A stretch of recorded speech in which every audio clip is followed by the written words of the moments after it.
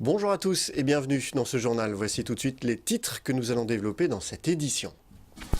Un nouveau collège ouvrira ses portes à la rentrée 2017 à Pontoise. À terme, cet établissement d'une capacité de 650 collégiens se substituera à l'actuel établissement du Parc aux Charrettes. À quoi ressemblera le nouvel établissement? La réponse dans un instant. Politique, à 3 semaines de la primaire de la gauche, la campagne est désormais lancée et les soutiens de Manuel Valls s'organisent dans le Val d'Oise pour mobiliser les électeurs. Ils vantent la stature d'homme d'État de l'ancien Premier ministre. Le Val d'Oise comptera bientôt un nouveau collège à Pontoise. Actuellement en cours de construction, le 111e collège du Val d'Oise sera en réalité le 110e puisque ce dernier va remplacer un autre établissement de la ville vieillissant et trop petit pour répondre à l'afflux des nouveaux élèves. Alors, à quoi va ressembler ce nouveau collège de Pontoise? Tous les détails avec Angélique Boilet. Voici le visage du futur collège de Pontoise. Le chantier a débuté l'été dernier. Situé dans le quartier Bossu, en plein renouveau urbain, l'établissement est voué à remplacer le collège du Parc aux Charrettes. Montant des travaux, près de 12 millions d'euros financés par le département. Le conseil départemental a fait le choix d'un bâtiment neuf pour répondre à l'évolution démographique du territoire. Le fait que le collège du Parc aux Charrettes était ancien et non adapté aux méthodes modernes d'apprentissage, et l'état du bâtiment d'ailleurs lui-même était un souci, était un élément de choix, mais aussi et surtout le fait que nous devions avoir un collège plus grand pour faire face aux besoins démographiques sur l'ensemble du territoire. Plus grand que le collège du centre-ville du Parc aux Charrettes, le nouvel établissement pourra accueillir jusqu'à 650 élèves répartis dans environ 25 classes. Ils pourront bénéficier de sa proximité avec les infrastructures sportives de la ville et notamment du hall omnisport Philippe Aimet, mais pas seulement. Il est également prévu sur le site même du collège un plateau sportif, ce qui est vraiment très intéressant pour nos professeurs d'éducation physique et sportive. Et puis le réfectoire qui pourra accueillir 450 demi-pensionnaires avec un nombre croissant d'élèves qui mangent au collège entre midi et 2 est vraiment un bel atout. Le nouveau collège de Pontoise sera entièrement numérique comme tous les autres. Il sera aussi relié au très haut débit par la fibre optique en 2018, promet le département. Le nouvel établissement doit être prêt pour la prochaine rentrée scolaire. En bref, un nouveau directeur a été nommé à la tête d'Europa City. Benoît Chang succède à Christophe Dahlstein à la tête de la société Alliage Territoire. Il a désormais la mission de conduire le projet Europa City, ce gigantesque complexe de commerce et de loisirs qui doit voir le jour à l'horizon 2024 sur le triangle de Gonesse. Politique maintenant, avec la primaire de la gauche qui se déroulera les 22 et 29 janvier prochains. En tête dans les sondages de la primaire, Manuel Valls peut compter sur ses soutiens valdoisiens. De nombreux élus, députés, sénateurs et maires socialistes du département se sont rangés derrière la candidature de l'ancien Premier ministre et mettent en avant sa crédibilité présidentielle et sa forte personnalité, comme nous l'explique le député et porte-parole de Manuel Valls, Philippe Doucet, et la sénatrice Dominique Gillot. On les écoute. Face à François Fillon, qui a son expérience de Premier ministre, qui a une longue expérience ministérielle, les Français sont sensibles, et c'est normal, c'est légitime, à la crédibilité présidentielle. Manuel Valls, avec sa longue expérience politique, mais aussi avec sa longue expérience ministérielle, ministre de l'Intérieur au moment des attentats et Premier ministre au moment des attentats et de toutes ces difficultés, eh bien, il a incarné cette fonction. Donc tout le monde a bien conscience, même ceux qui ne l'aiment pas reconnaissent que c'est un homme d'État. Et la période demande un homme d'État.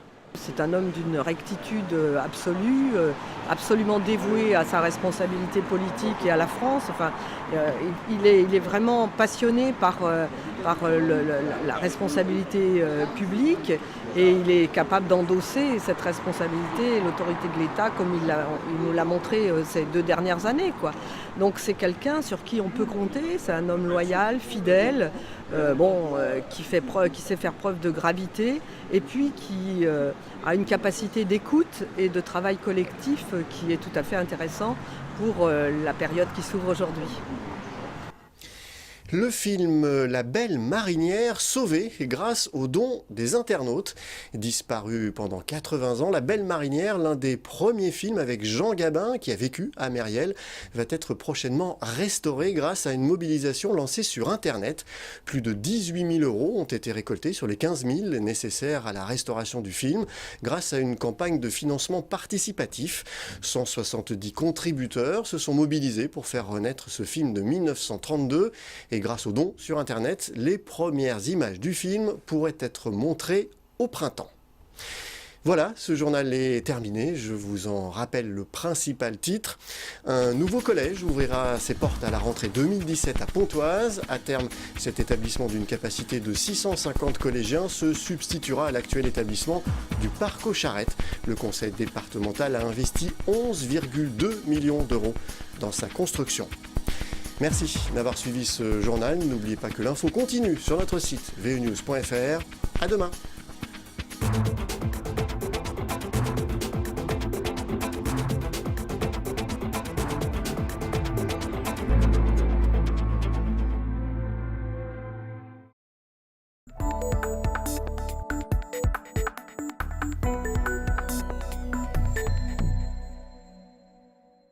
C'est le premier casino de France et le seul dans un rayon de 100 km autour de Paris. Nous sommes à Enghien-les-Bains, dans le Val d'Oise, et l'histoire de ce casino municipal commence il y a bien longtemps. Nous sommes en 1845. La ville fait le plein de curistes grâce à ses eaux thermales. Pour les occuper, on crée un espace de jeu en face des thermes, devant le lac. C'est un modeste chalet en bois et les jeux proposés sont bien différents de ceux d'aujourd'hui.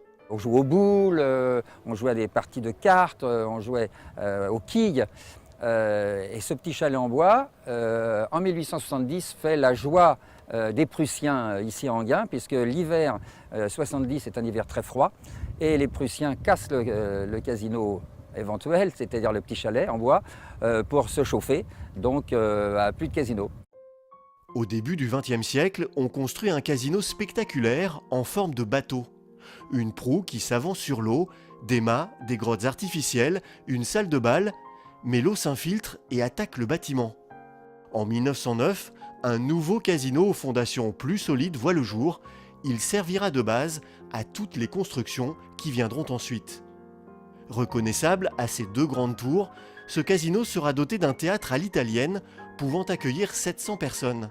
Pendant la Première Guerre mondiale, le casino se transforme même en hôpital militaire. C'était un hôpital militaire auxiliaire qui a soigné près de 700 blessés pendant toute la période. Et en 1939-1945, il a été fermé également. Là, les Allemands l'ont occupé, puis les Américains l'ont occupé aussi, avec un petit peu de dégâts d'ailleurs, il faut dire. Voilà, donc la vie du casino n'a pas été toujours un long fleuve tranquille. Plusieurs décennies plus tard, à la fin des années 1980, le groupe Lucien Barrière obtient la concession du casino. Puis arrivent en 2002 les premières machines à sous qui vont tout changer. On a démarré avec 135 machines à sous ici au niveau de l'établissement, puis on est monté progressivement à 500 appareils exploités à ce jour. L'arrivée des machines à sous en fait, a apporté une manne en termes de volume d'activité qui ont permis en tout cas à l'établissement de faire des investissements conséquents en fait, sur la station. Grâce aux recettes générées par les machines à sous, le groupe Barrière va rénover tout ce qu'il propose à Enghien. Le casino, le théâtre, les hôtels, les restaurants et crée même un nouveau centre de soins et de bien-être. Un autre facteur va faire le succès du casino, sa situation géographique. Si Enghien aujourd'hui est le premier casino de France, un des plus gros d'Europe, c'est parce que c'est le seul casino d'Île-de-France. Donc on est le casino de Paris, le casino d'Île-de-France, des Franciliens. On a un volume d'affaires très important. On est ici, on exploite 40 tables de jeux traditionnelles. On a 500 machines, on en a parlé tout à l'heure. Donc c'est vrai que ça génère un volume important. Avec ses 650 000 visiteurs par an, le casino d'Enghien-les-Bains est le deuxième lieu le plus fréquenté du Val d'Oise. Premier casino de France en chiffre d'affaires, il ambitionne désormais de devenir le numéro 1 en Europe.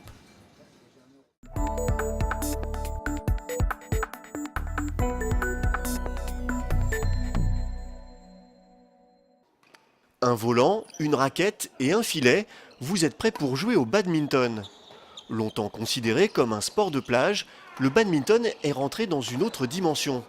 C'est aujourd'hui le 6e sport le plus pratiqué au monde. En France, les effectifs ont doublé en 10 ans avec près de 200 000 licenciés.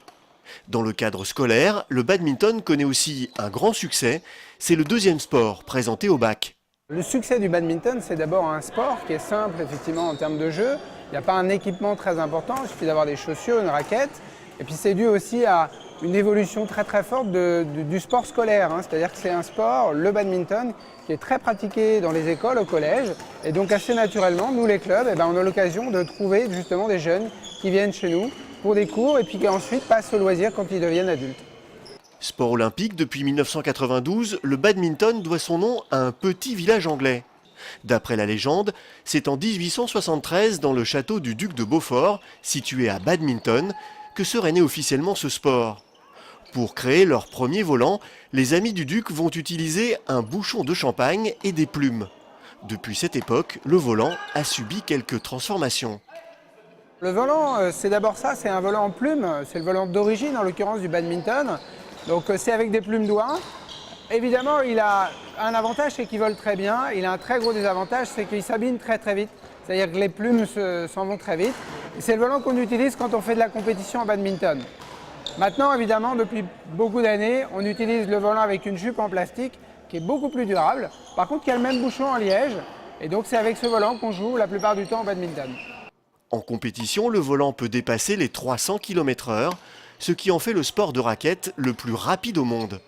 C'est très rapide, il faut quand même une grosse résistance effectivement pour pouvoir jouer, en tout cas après en compétition, mais au départ c'est très accessible, on prend rapidement plaisir, on progresse très rapidement. Après je dirais que c'est effectivement des qualités de précision, de vitesse qui vont être importantes. Voilà. Et puis après chacun arrive à jouer aussi avec son physique. Donc au badminton on a tout type de physique voilà, qui peuvent réussir très bien. Ici, au club des As du Volant de Taverny, il y en a pour tous les goûts et pour tous les niveaux.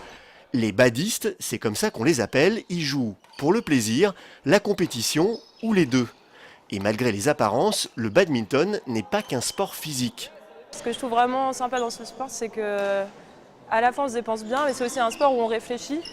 Donc c'est à la fois stratégique et aussi un sport où on se dépense beaucoup. Donc déjà, j'aime bien le fait qu'il y ait ces deux côtés. Et puis je pense que même quand on n'a pas un niveau exceptionnel, on peut déjà s'amuser très vite, même avec un petit niveau. Quand on est débutant, on n'a pas besoin, comme certains sports, de maîtriser complètement.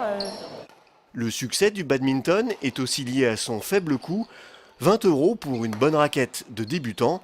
Quant à la licence, il vous en coûtera dans les 200 € à l'année.